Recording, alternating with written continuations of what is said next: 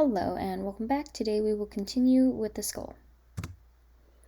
So the main sutures are the coronal suture, the parietal sutures, which will be on the sides, the lambdoid sutures, the sagittal sutures, and metotic suture forms if the frontal bone doesn't fuse. In adults, it has fused completely, and the frontal bone is one continuous bone. There are the wormian bones. They are a variant. Not everybody has them, and they're just extra bones in the suture. The Inca bone is found right here at the lambda. The Pterian ossicle is an extra bone once again in the sutures, but it's found in the Pterian region. On top of the skull, there's also an anatomical feature called the bregma. So in the posterior skull, there is the external occipital protuberance, and that is where muscle and the ligamentum nuca attaches. And then there's going to be the superior and inferior nuchal lines. That's where the splenius capitis and the other ligaments attach to. And if we look even more inferiorly, this is the foramen magnum. This is the occipital crest, the external occipital crest. So this is the inferior anterior view of the skull, and it's the hard palate, the palatal process of the maxilla, and the horizontal palates of the plates of the palatine. There's the midline anterior, and there's going to be the incisor fossa right here and right here, and in it is the incisor foramen. Posterolaterally is the greater and the lesser palatine foramina. There's the greater, here's the lesser. And also, like further posteriorly, is the conae, which is separated by the vomer, and it's bounded by the medial pterygoid plates. Here. The pterygoid hamulus, right here, is where the tensor veli palatini glides around, and it's the origin of the pterygomandibular raphe, which is a ligament that runs actually inside the mouth. So posterolateral is the greater wing of the sphenoid, and that is pierced by the foramen ovale here, and the foramen spinosum, which is much smaller and around here, though they didn't label it. There is the auditory tube that goes through around here, and the temporal mandibular joint is where the mandibular fossa and the articular tubercle articulates. The styloid process is the attachment for the stylohyoid, the stylopharyngeus, and the stylomandibular ligaments, and also the carotid canal is in that region. Here is the auditory, external auditory tube. So the mastoid sulcus contains the occipital artery. There it is. And the stylomastoid foramen is where the facial nerve, cranial nerve 7, and the stylomastoid artery exits. So it's also actually back here. So the mastoid process contains the air cells that are lined with mucosa. The antrum mastoidium is the main mastoid air cell. It's also known as the mastoid cave. The adductus ad antrum connects the mastoid cave to the middle ear. And the tegmen entry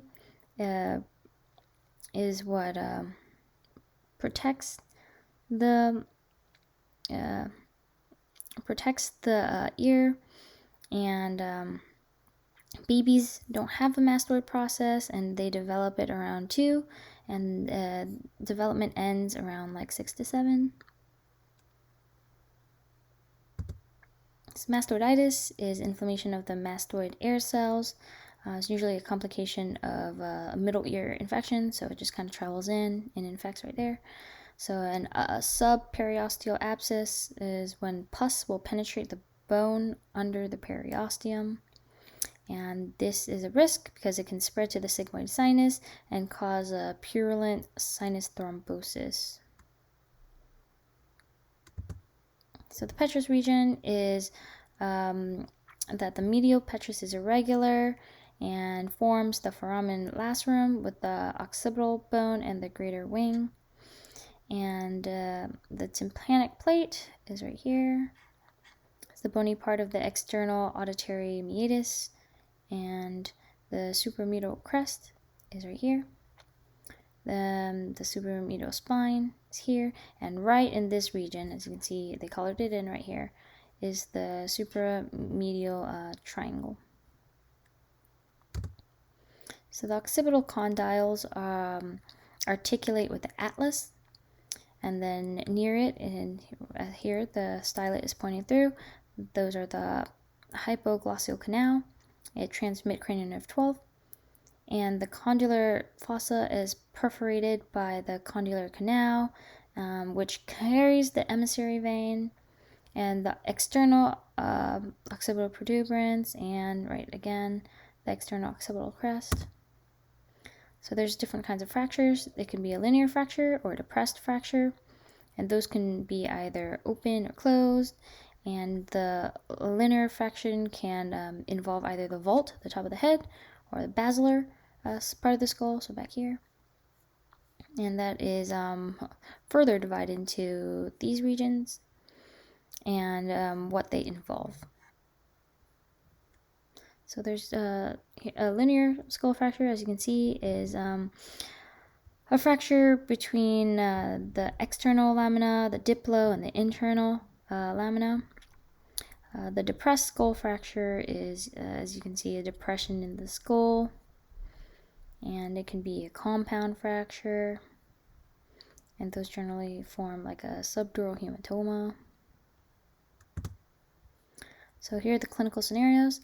An epidural hematoma compresses the intracrania. Here you go. Here's the compression right here. There's all this blood. As you see here, this, though a little bloody, is not as bad as this. You can see how much blood right here. So the intraocular or intracranial pressure is very high.